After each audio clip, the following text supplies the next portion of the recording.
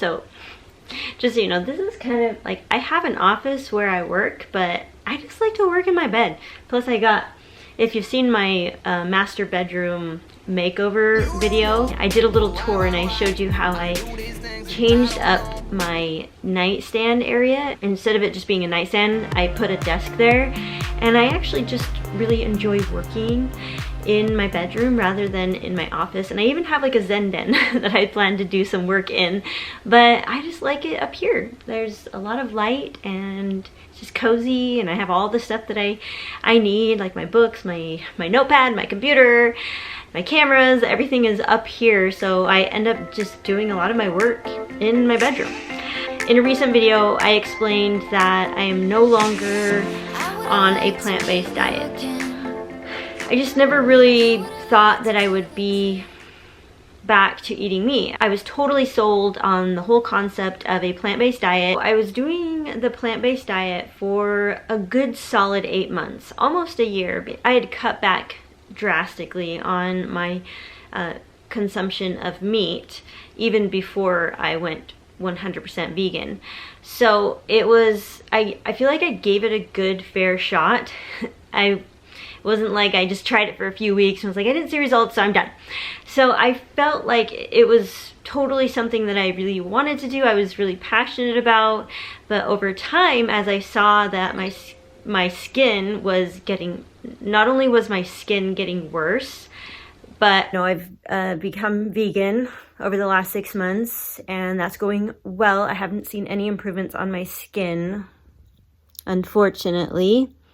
So it's kind of a bummer, but still have lots of breakouts, still working on trying to clear up my acne with different things that I'm doing, but my health just started to feel like not as great as it once was. And I think that our skin can tell us a lot about what's going on in our body. So to see that my skin was just getting worse, I realized that, you know what, this diet, maybe this diet is not benefiting me, maybe it's not helping me. So I got to a place where I was open to trying another option, and I was taking a lot of supplements too. I was taking 2 handfuls of supplements every single day because I was constantly doing research on a plant-based diet and making sure that I was getting everything that I needed on a daily basis. So I was always buying new supplements and taking more vitamins. So I thought I was doing my due diligence and making sure that I was supplementing my diet with anything that I felt that I might be lacking by not consuming meat. But like I said, my skin got worse. I started to feel more weak. Like my body just didn't look like I was gaining any, I felt like I was losing any muscle mass that I did have. I mean, just not feeling strong. So I totally changed my diet. Sean and I just shared all the details in how exactly we have changed up our diet. Why meat? Well, simple. Meat has very little culprits in it, okay? And so for that reason, it's less inflammatory. Meat is very sustaining. It helps with the cravings. And also, it's just the simplicity baseline factor, her experience around that, and kind of how she, if you could, Crystal, just kind of share your experience around your skin over the years. Yeah, well, basically, ever since I hit puberty, I've just always dealt with breakouts like all the time. And over the course of the last 16 years since Sean and I have been married, he's seen me, try different skincare, try all these lasers, try different kinds of products and diets, and that was what was the most frustrating part when I decided, okay, I'm going to be like super disciplined and I'm going to go full on plant-based diet and eat like all fruits and vegetables and beans and nuts. And I thought, like, how could I possibly have problems if I'm going to be that disciplined and just eat all this whole foods? And my skin just continued to get worse and worse over the course of the 8 months that I was vegan.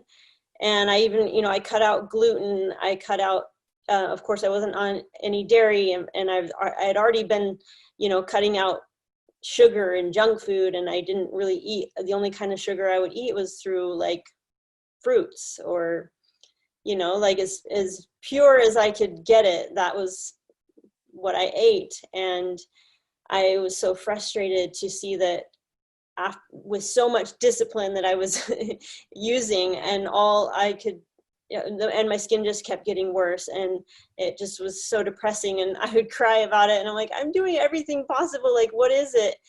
And then that's when everything's changed for us. I mean, Sean, you're going to explain that, but right? So I don't want to go in. Yeah, and I just want to echo what you said. Like, it was so bad that Crystal, there would be times where I'd just find her crying. Yeah. in the bedroom, just alone crying. And then I would be like, I'd rush to her and be like, oh my gosh, like what is wrong? What's going on? And she would like just whimper, like, my skin. Yeah. So it's real, guys. And you know, but we all have our things, right? Like for me, it was the mental fog and the bloat, gastrointestinal stuff, you know, certain things I eat would just rock my world and just send me reeling. Obviously, I've been consuming meat again, but I've been doing it in such a way that has given me optimal results with my skin. I mean, my skin is finally clearing up. I've been doing it for about 5 weeks now, and instantly my skin was clearing up. But yeah, we explained it all in this other video. So if you want to know like all the details about what I eat on a daily basis, then put your email in the link in the description of this video, and I'll email you the video to your inbox where we go into more detail as far as what we eat on a daily basis and what has been the biggest contributor to my overall health and to Sean, like what has given us the most results. And we explain it all in that video. So I'll send you that if you're interested in knowing more details about that. But I just wanted this video to be about why I'm choosing to go back to meat and no longer be on the plant-based diet. At first I was really sad and confused about my decision to consume meat again. I was totally sold on the idea of it being better for the body and being better for the environment, and I loved the belief that I was contributing to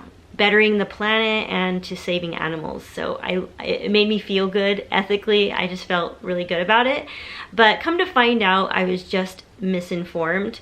I was just consuming my mind with documentaries that were only one-sided and obviously biased in the information that they were sharing, only sharing information that supported their agenda, which was to convince people of going on a plant-based diet. These documentaries, I'm sure, come from a good place, but I also know that they're not sharing all of the information. And as I started to do my own research and learn things for myself, both sides, I'm realizing that all food comes with a cost.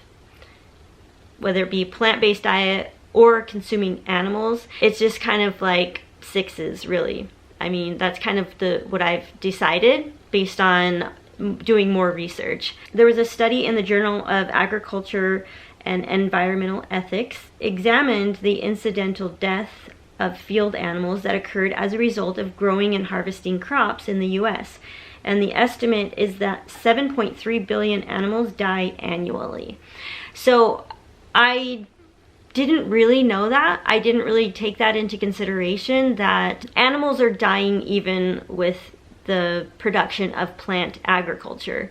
So either way, animals are dying. So if you're choosing to be plant-based or vegan, just know that you're not really saving that many lives of animals if you're just eating plants. Lots of animals die in the process either way you go. So that's kind of a sad reality, but we can also see it as a good thing. We can just simply appreciate the animals that give their lives for our nutrition. And it can be something that we do mindfully with much gratitude and appreciation for the circle of life. That's really what it all comes down to. Animals play an important role in our survival and in our health. So even when it comes to replenishing the soil, which also benefits plant agriculture, animals are essential, and whether you choose to eat them or not is really a personal choice.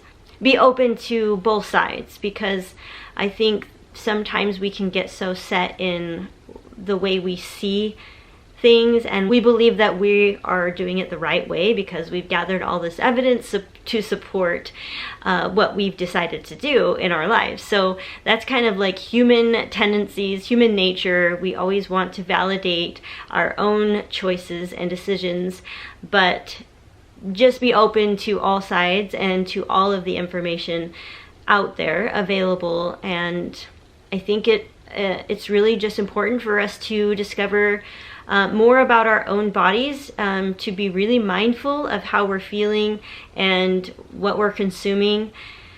And if a vegan diet is not working for you, put your mind at ease.